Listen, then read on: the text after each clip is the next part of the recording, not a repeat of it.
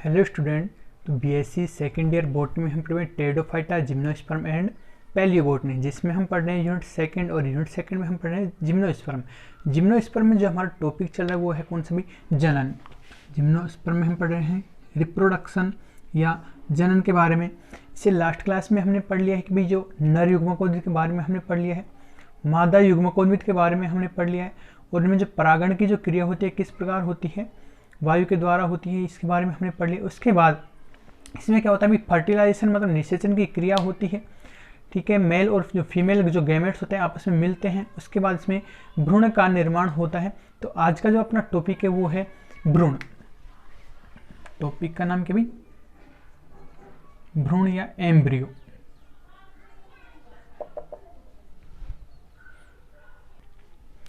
तो बात करते हैं कि जब नर युग्मक और मादा युग्मक जब आपस में मिलते हैं, मतलब इन दोनों का जब संलयन होता है, फ्यूजन होता है, तो क्या बनता है भाई, जाइगोट बनता है, मतलब युग्मनज का निर्माण होता है, ठीक है। नर मादा युग्मकों के संलयन से जाइगोट युग्मनज का निर्माण होता है। फिर युग्मनज के चारों तरफ एक भित्ति का निर्माण होता है। उसके बाद वो जो अवस्था होती है क्या कहलाती है, निषिक्तांड कहलाती है, ठीक है। और निषिक्तांड से फिर क्या होता है, भ्रूण का निर्माण होता है। तो हम बात करेंगे भाई जो जिम्नोस्पर्म में जो भ्रूण का जो निर्माण होता है निषिक्तांड के द्वारा होता है, ठीक है। इसमें क्या होता है भाई, मीरोब्लास्टिक विभाजन होता है, मीरोब्लास्टिक प्रकार का डिवीजन होता है। वैसे तो सामने देखिए जो मीरोब्लास्टिक जो डिवीजन होता है जंतुओं में पाया जाता है, ठीक है। लेकिन पादप जगत की बात करें, पादप जगत में केवल जिम्नोस्पर्म ही ऐसे पादप हैं जिनमें क्या पाया था भाई, मीरोब्लास्टिक डिवीजन पाया जाता है, ठीक है। इसमें तो इसका एक भाग ही क्या होता है, भ्रूण का निर्माण करता है इसमें। और उसके बाद इसमें जो भ्रूण की बात करें तो इसके तीन भाग बनते हैं भाई। जिम्नोस्पर्म में जो भ्रूण का निर्माण होता है इसमें तीन भाग होता है। एक तो इसका ऊपरी भाग होता है, दूसरा इसका मध्य भाग होता है, और थर्ड जो भाग होता है इसका आधारी भाग होता है। तो जो भ्रूण का जो ऊपरी भाग होता है वो कहलाता है चूसकीय भाग कहलाता है, ठीक है। भ्रूण का ऊपरी भाग क्या कहलाता है, चूसकीय भाग होता है। मतलब इसमें जब डिवीजन होता है तीन भागों में विभाजित होता है, प्रोएम्ब्रियो। मध्य भाग होता है वो इसका आलंबक या सस्पेंसर भाग कहलाता है, आलंबक भाग, या इसको इंग्लिश में बोलते हैं सस्पेंसर भाग। और जो भ्रूण का जो आधारी भाग और जो तीसरा भाग होता है उसमें क्या होती है, भ्रूण सेल्स होती है या भ्रूण कोशिकाएं होती हैं। अब जैसे जैसे भ्रूण का डेवलपमेंट होगा, विकास होगा, सीधी सी बात, उससे पादप का निर्माण होगा, और पादप में फिर किसका भाई, मूल और दूसरा प्रहरो भाग का निर्माण होता है। तो इसमें जो बीजांड द्वार का जो आधारी भाग होता है, मतलब जो बीजांड द्वार होता है, बीजांड द्वार की तरफ, तो इसमें मूलांकुर का निर्माण होता है, ठीक है भाई। बीजांड द्वार हमने डायग्राम में बताया था लास्ट क्लास में। तो बीजांड द्वार होता है, बीजांड द्वार, उसकी तरफ क्या होता है, मूलांकुर भाग का निर्माण होता है जिससे जड़ों का विकास होता है। और दूसरा जो भाग होता है इसका बीजांड का जो आधारी भाग होता है, जो निभाग भाग होता है, आधारी भाग होता है, वहां से प्रांकुर का निर्माण होता है, प्रांकुर विकसित होता है, और प्रांकुर से फिर क्या बनता है, प्रहरों का निर्माण होता है। तो यहां तक क्लियर है भाई। तो जिम्नोस्पर्म के भ्रूण के बारे में लिखेंगे कि भाई जिम्नोस्पर्म में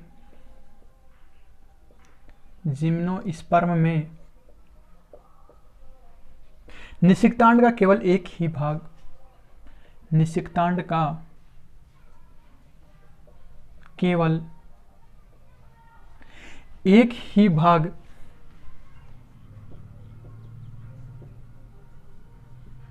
भ्रूण में परिवर्धित होता है या विकसित होता है। अभी बताया था भाई इसका भ्रूण का परिवर्तन कैसे होता है, नर-मादा युग्मकों का संलयन होता है, फ्यूजन होता है, जाइगोट बनता है, जाइगोट से निषिक्तांड बनता है, और निषिक्तांड का केवल एक ही भाग क्या बनता है, भ्रूण का निर्माण करता है, जिसमें भ्रूण का अंशभंजी निर्माण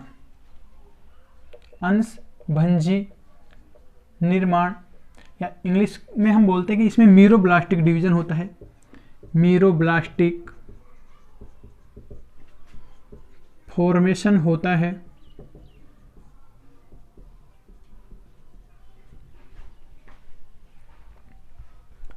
ठीक है, देखो इस प्रकार का भ्रूण मतलब कौन सा अंशभंजी प्रकार का जंतुओं में पाया जाता है अधिकांश, लेकिन पादपों की बात करें तो पादप में केवल जिम्नोस्पर्म में ही ये पाया जाता है। तो इस प्रकार का भ्रूण सामान्यतः जंतुओं में पाया जाता है।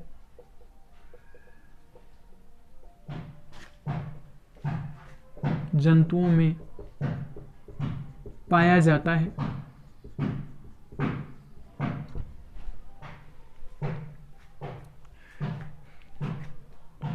देखो इसका प्राक भ्रूण मतलब प्रो एम्ब्रियो, प्राक भ्रूण 3 भागों में विभाजित होता है। 3 भागों में विभेदित होता है। 3 भाग भाई कौन कौन से बताए थे? एक तो भाई ऊपरी भाग, ऊपरी भाग इसका क्या बताया था भाई? चूसकीय भाग होता है। दूसरा जो भाग होता है मध्य भाग होता है। ठीक है, जो इसका मध्य भाग होता है क्या कहलाता है? आलंबक भाग या सस्पेंसर भाग कहलाता है, आलंबक भाग कहलाता है। और तीसरा इसका आधारी भाग होता है, भ्रूण का आधारी भाग। और आधारी भाग में क्या होती है? भ्रूणीय कोशिकाएं होती हैं, भ्रूणीय सेल्स होती हैं।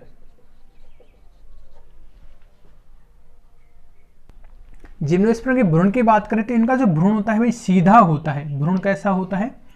सीधा होता है, जिसमें हमने बताया था कि मूलांकुर कहाँ होते हैं? बीजांड द्वार की भाग की ओर, जिसमें मूलांकुर बीजांड द्वार भाग की ओर। और दूसरा क्या होता है? प्रांकुर, प्रांकुर कहां पे होता है? आधारी भाग की ओर, आधारी भाग पर स्थित होता है।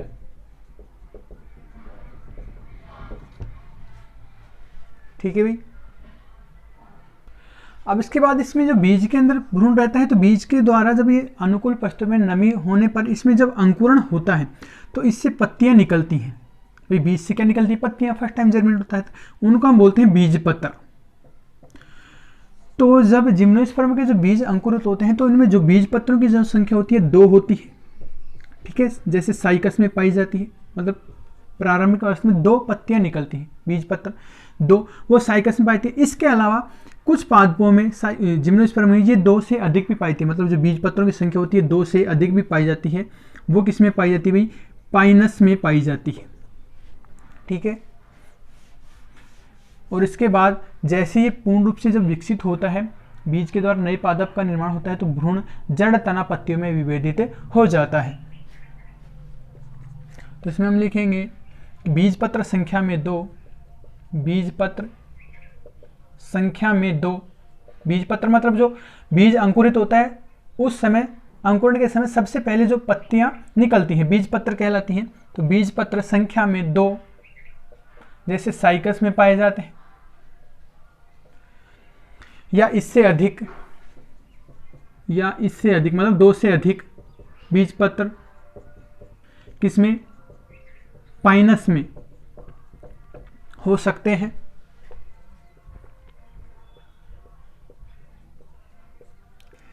इसमें जो बीज पत्र होते हैं वो बीज पत्र बीज के अंदर रहते हुए भी हरे होते हैं। कि इसमें जो बीज पत्र होते हैं बीज के अंदर रहते हैं तब भी कैसे होते हैं? हरे होते हैं। और इनका जो परिपक्व भ्रूण जड़ तना व पत्तियों में विभेदित होता है। जड़ तना व पत्तियों में विभेदित होता है, मतलब बटा हुआ होता है। तो यह हो गई भ्रूण की बात। तो यहां तक क्लियर। इसके बाद कि जो जिम्नोस्पर्म के जो पादप होते हैं उनमें बहुभ्रूणता भी पाई जाती है। ठीक है, तो नेक्स्ट अपना जो टॉपिक है इसमें क्या है, बहुभ्रूणता। ठीक है, जिसको हम बोलते हैं पॉली एम्ब्रियोनी।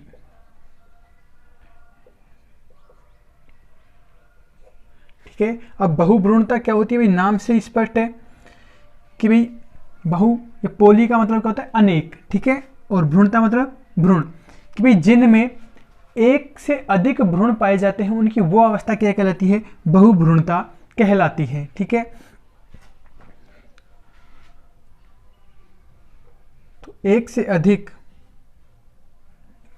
ऐसे बीज जिनमें एक से अधिक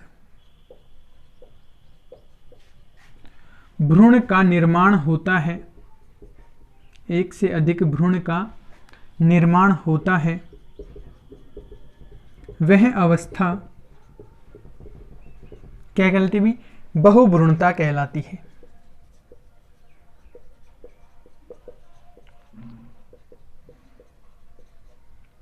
ठीक है,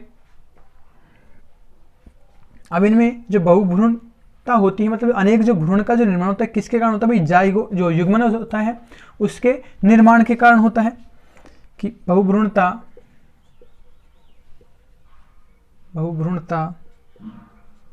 युग्मनज के निर्माण के कारण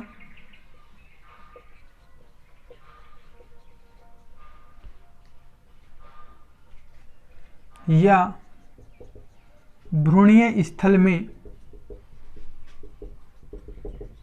विदलन के कारण होता है। ठीक है भाई, जो जिम्नोस्पर्म जो पादप होते हैं इनमें भी बहुभ्रूणता होती किस प्रकार है कि भाई जैसे मैंने बताया भाई जब नर और जो मादा युग्मक बनते हैं तो क्या बनाते हैं, युग्मनज बनाते हैं। तो जब इसमें एक से अधिक युग्मनज बन जाते हैं पादप में तो क्या हो जाती है, बहुभ्रूणता हो जाती है, मतलब युग्मनज के निर्माण के कारण, मतलब एक से अधिक युग्मनजों का निर्माण हो जाता है। या फिर जो इसमें जो भ्रूणीय स्थान होता है उसमें क्या होती है, विदलन हो जाता है, क्लीवेज होता है, जिसके कारण एक से अधिक भ्रूण का निर्माण हो जाता है। इसके बाद नेक्स्ट टॉपिक है बीज अंकुरण, सीड जर्मिनेशन। ठीक है, तो इसमें जिम्नोस्पर्म की बात करें तो साइकस व गिंगो पादप के अलावा जो अन्य जितने भी जो जिम्नोस्पर्म के जो पादप होते हैं उनमें क्या पाई जाती है, प्रसुप्त अवस्था पाई जाती है। प्रसुप्त अवस्था में इसमें इसकी जो क्रियाएं होती है कुछ समय के लिए, अस्थायी समय के लिए क्या होती है, रुक जाती हैं, जब उस अवस्था में वो अंकुरित नहीं हो पाते।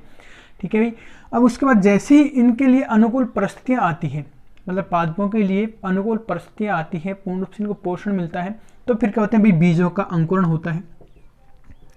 बीज अंकुरण होता है कब, अनुकूल परिस्थितियों में। अनुकूल परिस्थितियों में मतलब इनको पर्याप्त रूप से जल मिलता है, ऑक्सीजन मिलती है, तो ये क्या होते हैं, अंकुरित हो जाते हैं।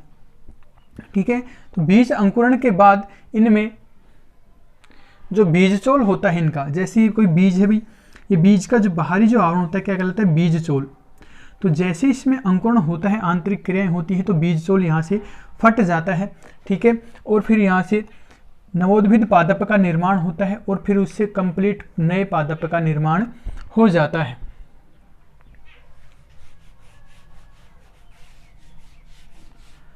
तो इसमें हम लिखेंगे साइकस व गिंगो के अलावा, साइकस व गिंगो के अलावा बीज कुछ समय के लिए प्रसुप्त रहते हैं, जबकि साइकस व गिंगो के जो बीज बनते हैं पादपों में उसके तुरंत बाद क्या होता है भाई, अंकुरित हो जाते हैं। लेकिन अन्य में क्या पाई जाती है, प्रसुप्तावस्था पाई जाती है। लेकिन जैसे ही अनुकूल परिस्थितियों पर आने पर, अनुकूल परिस्थितियां आने पर ये अंकुरित हो जाते हैं।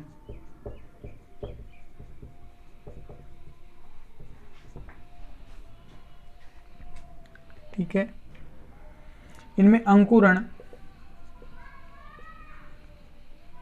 भूमि उपरिक होता है।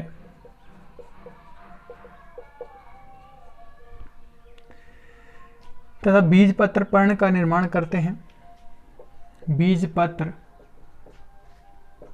प्रथम पर्ण का निर्माण करते हैं। या भाई ये तो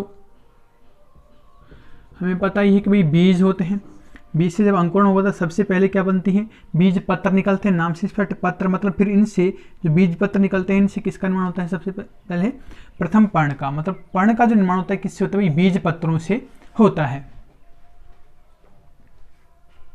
ठीक है, अंकुरण के समय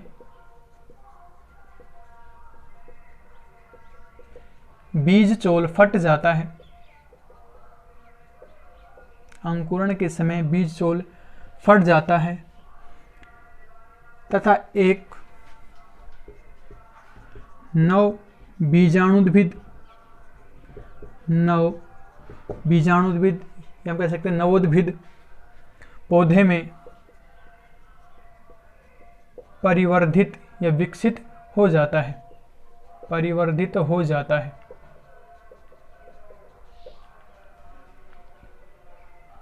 इसके अलावा इसमें फिर क्या पाया था भाई, पीढ़ी एकांतरण भी पाया जाता है।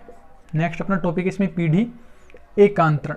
पीढ़ी एकांतरण के बारे में हमने पहले बता दिया है कि इनके जो जीवन चक्र होता है, मतलब इन जो पादपों का जो जीवन चक्र होता है इसमें दो अवस्था पाई जाती है, एक तो युग्मकोद्भिद अवस्था और दूसरी बीजाणुद्भिद अवस्था। तो इनमें दो अवस्थाएं होती है, युग्मकोद्भिद अवस्था और दूसरी होती है कौन सी भी, बीजाणुद्भिद अवस्था। बीजाणुद्भिद अवस्था पाई जाती है। ये दोनों प्रावस्थाएं एक दूसरे नियमित क्रम में चलते रहते हैं, जिसको ही हम क्या बोलते हैं, पीढ़ी एकांतरण कहते हैं। तो यहां तक क्लियर है भाई। तो ये था अपना टॉपिक जिम्नोस्पर्म में जनन।